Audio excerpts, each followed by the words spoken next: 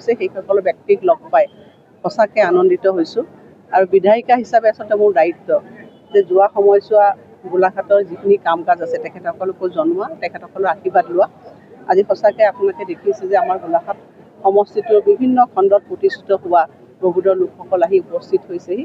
মই তেখেতসকলক পুনৰবাৰ কৃতজ্ঞতা জ্ঞাপন কৰিছোঁ এইখন সময় দিয়াৰ কাৰণে, আৰু আশা কৰিছোঁ তেখেতসকলৰ নেতৃত্বত নিশ্চিতভাৱে তেওঁলোকৰ পৰামৰ্শত গোলাঘাটখন আগুৱাই যাবলৈ সক্ষম হ'ব। আপোনাৰ উন্নয়নৰ ক্ষেত্ৰত আপুনি এখন কিতাপো উন্মোচন কৰিব আৰু আপোনাৰ দুটা পৰিকল্পনা ভৱিষ্যত পৰিকল্পনা নতুন গোলাঘাট কিছু এটা পুস্তিকাত এটা আভাস দিবলৈ চেষ্টা কৰিছিলোঁ যে যোৱা সময়ছোৱা আচলতে আমাৰ এটা দায়িত্ব আৰু কৰ্তব্য, যিখিনি আমি নিৰ্বাচনৰ আগত ৰাইজক কিবা এটা প্ৰতিশ্ৰুতি দিওঁ সেইখিনি কৰিছোঁ নে, কৰিব পাৰিছোঁ নে নাই, কিমানখিনি কৰিব পাৰিলোঁ সেইখিনি কোৱাৰ এটা দায়িত্ব বুলি ভাবি মই ভাবিলোঁ যে তেখেতসকলক এটা লিখিতভাৱে ফটোগ্ৰাফ দি পেলাই মই কথাখিনি জনাওঁ, এটা বিনম্ৰতা প্ৰয়াস কৰিছিলোঁ।